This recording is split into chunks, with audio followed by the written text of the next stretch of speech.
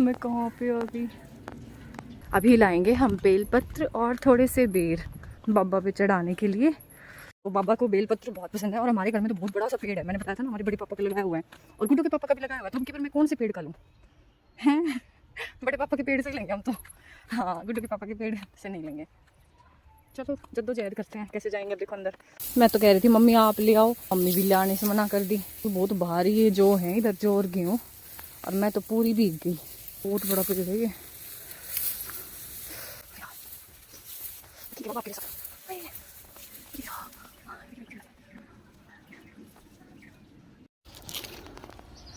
Thank you बाबा। ये पेड़ भी एक बाबा ही है, हमारे बाबा ने लगाया था, बच्चों के बाबा ने, और बाबा पे ही चढ़ाने जा रहे हैं। कोयल बैठी, कितनी बड़ी कोयल है, सच में बहुत बड़ी कोयल है। यहाँ पक्षी बड़े हेल्दी और अच्छे हैं, मतलब कुछ तो यहाँ फ्रूट्स मिल जाते हैं ना। काफ़ी बड़ी है ये कोयल सच में। बाबा के लिए मैंने एक ये भी ले लिया बेलपत्र, है ना। Thank you. फिर से वापस जाना है, उसी रास्ते से जाना है जहाँ से तोड़ के आए थे। हाँ, उसी रास्ते से वापस चलते हैं।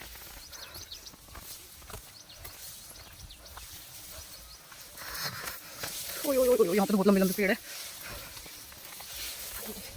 हाय, देखो मेरे पैरों की हालत किस गिले गिले हो गए, ठंड लग रही है। ओह, बेर तोड़ने। अच्छा, बहुत सारे तो नहीं, पर बाबा के लिए तोड़ने हैं, फास्ट के लिए। तेरे पैरों के पीछे पड़ी है। हाँ, ठाला लेट हो रहा है। फिर हो गए कपड़े, लहंगा साड़ी पहनूंगी ना, अभी नहीं पहनू, रुक।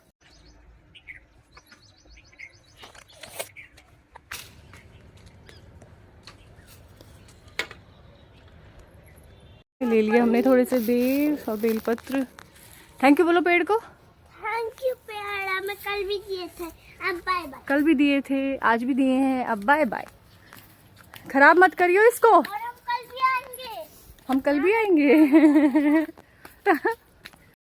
बाबा की रेडी हो गई है जो जो चीजें हैं। राम राम आप सभी को, हर हर महादेव। और आज है महाशिवरात्रि और ये हमारे लिए बहुत बड़े त्योहार की तरह है। मैंने बचपन से इसमें अपनी मम्मी के साथ मतलब देखा है, बच्चे अपनी माँ से ही सीखते हैं। माँ पहली गुरु होती है, और क्यों होती है वो आज मुझे समझ में आया, क्योंकि ये जो छोटी छोटी चीजें हैं ये हमेशा मैंने मेरी माँ से ही सीखी हैं।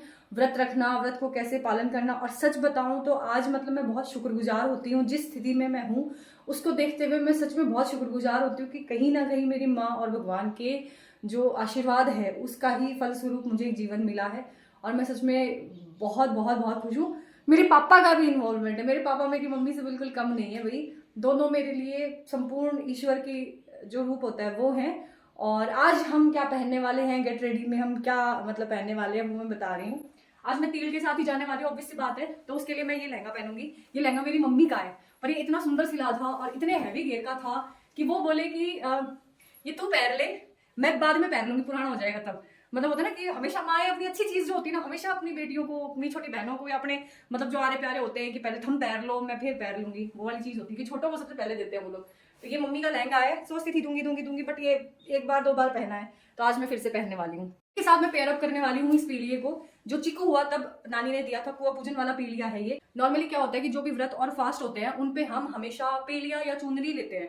तो हमारे यहाँ पे चुंदड़ी बोलते हैं और पीलिया बोलते हैं, और अलग अलग प्रांतों में अलग अलग भाषाएं बोली जाती है। पर मुझे लगता है कि हर जगह मैंने देखा, जो कुमाऊनी है, पहाड़ी है, उनके वहां पे भी इस तरीके का पीलिया यूज होता है। प्रिंट अलग होता है, थोड़ा सा वो अलग होता है, पर उनका भी ट्रेडिशनल एक चुन्नी होती है जो मतलब मैरिड लेडीज पहनती है या आफ्टर बच्चे हो जाते तो पहनते हैं। सेम चीज ऑल ओवर इंडिया है ये चीज। हरियाणा राजस्थान में हमारे यहाँ पे पीलिया और चुंदड़ी बोलते हैं, तील बोलते हैं। तो आज मैं ये पहनने वाली हूँ, ये बहुत प्यारा है। ये मतलब हमारे सौभाग्य और सुहाग की निशानी बोली जाती है, जिसे हम जो भी धार्मिक अवसर होते हैं उनपे पहनते हैं। तो पीलिया जब बच्चे हो जाते हैं तब पहनते हैं, और चुंदड़ी जो है वो शादी होने के तुरंत बाद पहन लेते हैं। शादी होने के बाद आप पहन सकते हो, ये मैरिड लेडीज के लिए ही है, अनमैरिड नहीं पहनती हैं। तो आज मैं ये वाला पीलिया लेने वाली हूँ।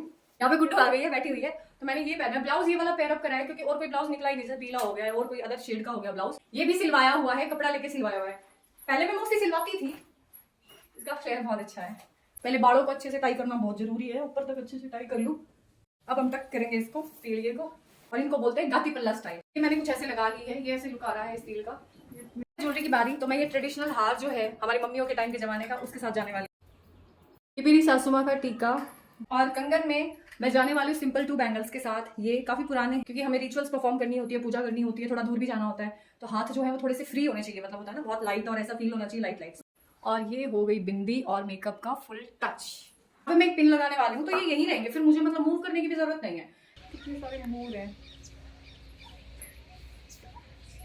चले हाँ। आगे मोर और दिखाएंगे, या डोली ले ले तू। हमने देखी बहुत से मोर, कितने क्यूट लग रहे हैं ना, बहुत सारे हैं, नाच भी रहे हैं। थक गई? डोली तो है बेटा, चल। गुड्डू थक गई, आ जाओ। जब हम मंदिर पहुंचे तो हमने देखा कि वहाँ पे भीड़ नहीं थी, हालांकि जो पुजारी बाबा हैं वो वहाँ पे थे। और हम जब पहुंचे तो हमें रास्ते में भी कुछ लोग वापस आते हुए दिखे थे, बट जब हम पहुंचे तो बिल्कुल एकांत और बिल्कुल खाली था। खेत इतने अच्छे लहलाते हुए लग रहे थे। गुड्डू यहाँ तक कि फूल भी तोड़ के लाई थी सरसों के, कि ये मैं फूल चढ़ाना चाहती हूँ बाबा पे। मैंने कहा चढ़ा ले।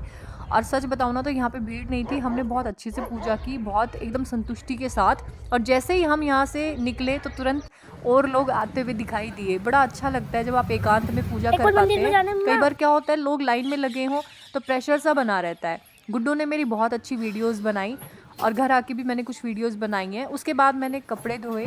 कपड़े धोने के बाद मैंने नोटिस किया कि गुड्डू की जैकेट पे ना कुछ लगा हुआ था, पेंट लगा हुआ था। अब ये पेंट कैसे उतरेगा, सच में बहुत हेडेक वाला काम है। हालांकि मैंने इसे पहले राउंड पे ही डाल दिया कि एटलीस्ट जो मोटा मोटा मैल है वो निकल जाए, और उसके बाद मैं इसे अच्छे से क्लीन कर पाऊँगी। तो यहाँ पे मैंने बच्चों के कपड़े जो थे वो धो दिए थे, क्योंकि लाइट का इशू रहता है। और उसके बाद फिर मैंने अपनी और वीडियोस बनाई, और सुंदर सुंदर मैंने यहाँ पे कुछ कैप्चर करे हैं। साथ में मैंने 1-2 सॉन्ग्स की भी शूटिंग करी। उसके बाद मैंने कपड़े चेंज किए ही थे कि मेरी सासू माँ ने मुझे हेला मारा कि आके चाय पी ले। और मैं जब नीचे चाय पीने गई तो मैंने सरप्राइज़ देखा कि मेरा देवर आया हुआ है, और फिर उसने आशीर्वाद लिया। खुश रहो। कई दिन से चिक्कू के बाल काफ़ी बड़े हो रखे हैं और वो कटवाता भी नहीं है किसी से, तो यहाँ पे दादू ने ही उसकी कटिंग कर दी। शुरू में तो चुपचाप बैठा रहा और बाद में बहुत बुरी तरह रोने लगा।